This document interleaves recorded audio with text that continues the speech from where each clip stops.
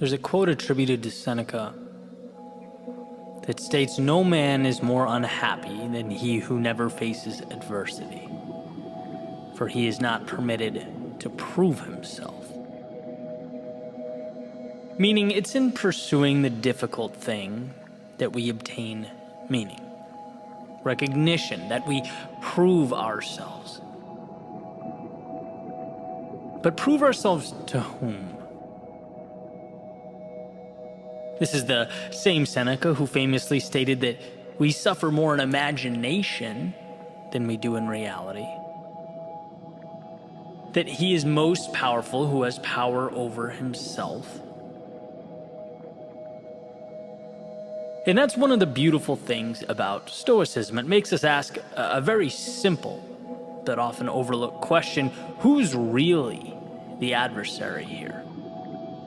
Who's the opposition we're dealing with as we fight our battles? What is it that must be transformed? Is it the outside world? Or the way our eyes view the outside world? What's really holding us back? The circumstances? Or our own personal thoughts about the circumstances? And I think this is where we misunderstand the challenges before us. I want to delve into this power of perspective to explain that we are the gatekeepers between ourselves and our ideal lives.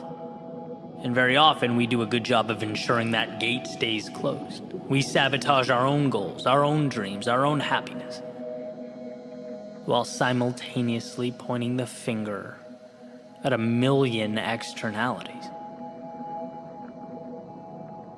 See, when we look at the difficulties of life, and there's no doubt that life can be a very difficult thing, it's easy to look at the world as this binary playing field, right? Me versus the world.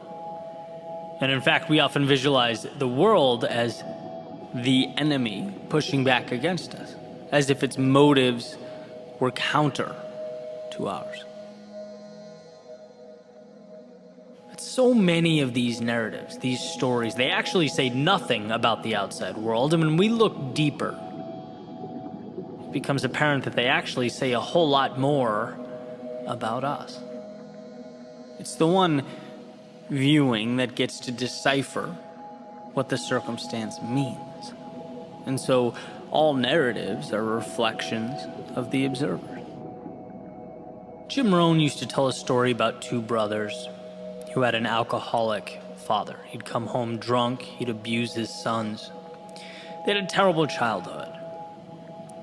And as they each grew up and had families of their own, their paths kind of diverged, right? One became abusive, and the other was kind and loving and caring.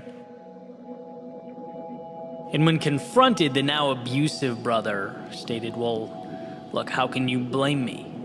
Don't you see how I was raised?" But the kind, loving, and caring brother stated, "Of course I'm like this. I could never put my family through what I went through as a child." Same circumstances, different lenses, interpretations, which means different real-world result. And the idea here is to emphasize how one of the most important abilities a human being possesses is the ability to interpret the world around him. I think of us as subjects navigating a world of objects, as though the things around us don't have meaning until we place meaning upon them. That's what humans do. Create narratives out of objects. And that often overlooked, seemingly insignificant ability places a lot of power in our hands. Very rarely is it what we see, it's what we think and what we do about what we see. You ever hang out with people that just tend to be happy, upbeat, positive energy? I have a very good friend like that, where his first inclination is always to find the positive. In moments where I've sort of trained myself to pause, take a second, sift through the emotion, uncover the value in a tough situation, refocus, and take a strategic step forward, I look over at him and he's already arrived there, right? He's been there for 3 minutes, right? Eliminated the negativity. It's his first instinct. He's the metaphorical kid hopping around in puddles, whistling at the top of his lungs, while everyone else is hiding out from the rain, or at least trying to find the courage to run out onto the street with him. Then there are people who seem to always find the negative.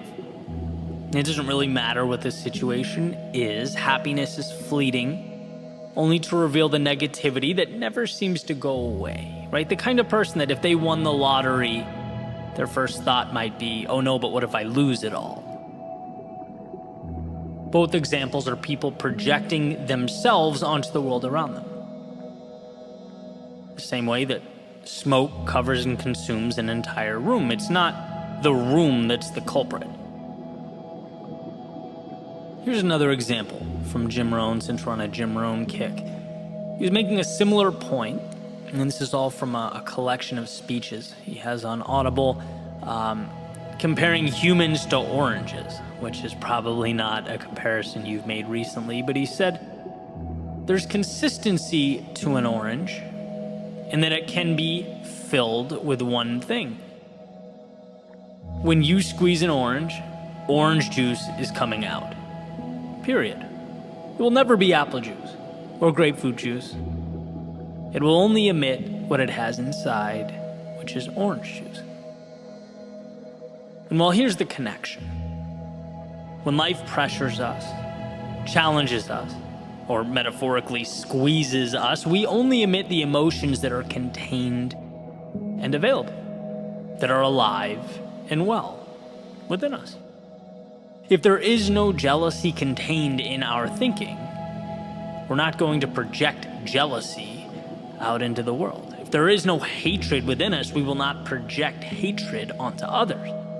Why is that powerful? It's powerful because, again, it's one of the most important things you can do. Certainly one of the most important things I've learned to do is take that finger pointing blame at the outside world, slowly turn it around, and point it back at myself. And ask, what thoughts, what emotions, what ideas am I letting live inside my head that's altering the narrative, the story I'm telling about myself and the world that I live in? And while one might think, well, that's uncomfortable, that's unfair, a little extreme, why should I point at myself? It's not my fault. I would challenge you, at least for the sake of the next few minutes, to see such a change as empowering, as your advantage, as the bridge from where you are to where you want to be. See, if you always have feelings of, let's say, jealousy around a particular person, that feeling in your stomach like, oh, they have it all, they're ahead, right? They live how I want to live, they're this and that, and I kind of hate them for it.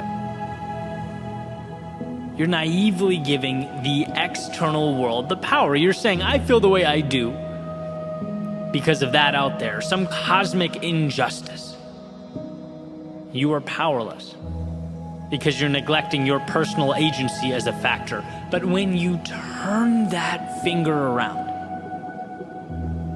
and say, I only feel this way because I'm allowing myself to, then you can ask the question so many never think to ask. Why? Why do I feel this way? Which lights a path to how can I fix it? See, the key to a better life is realizing you don't have to be in the passenger seat, pointing at and blaming the driver, complaining about the road being taken. No, you can get into the driver's seat. You can take the wheel. You can take control. Inherit responsibility. And there's more at stake. There's greater vulnerability. But the upside is unfathomable. And I find myself thinking all the time, man, people are blaming the wrong things. They're shifting blame to the wrong adversaries. The real villain here is not the driver or the road or the weather. The real villain is the voice in your head pleading with you not to take the wheel. Pleading with you to ride shotgun and complain as the world passes you by. And of course, it makes sense to qualify that with the inevitability that there are some things placed upon us that are just bigger than us, that we can't control. And you can make a list however long you want to: natural disasters, decisions and actions of others, health problems. We don't often get to choose the landscape. So as the Stoics would say, understand that. Understand what you can't control and what you can. Because the beauty is that you can control how you navigate that landscape, and that is power. That is what makes the difference. See, the two brothers I mentioned a few moments earlier, same landscape, different navigational tactics, different view of what it all meant. One took the wheel and one did not. So that Seneca quote that states, "No man is more unhappy than he who never faces adversity, for he is not permitted to prove himself." Well, it's perfectly clear, as far as I'm concerned. The question is not whether or not to face adversity. I think we all understand that. What I hope we take from today is a better understanding of what the true adversity is. A better understanding of the fact that in front of us there is always an answer, a key to every lock. Some people just don't think to look. They're so busy peering around every corner for external enemies and scapegoats that they don't give themselves permission to succeed. Maybe unfortunate, but it's true. You can hit the bullseye over and over again. But if it's the wrong target, it won't do much for you. You might as well have missed by 50 feet. And I think that is what we overlook. You can't always fix the outside world. You can't change the unchangeable, but you can always change yourself. You can always fix you. As Tolstoy said, everyone wants to change the world, but no one thinks of changing himself. You're capable of being both your greatest adversary and ally, so choose wisely. Because the world around you will do nothing more than respond accordingly to your decision.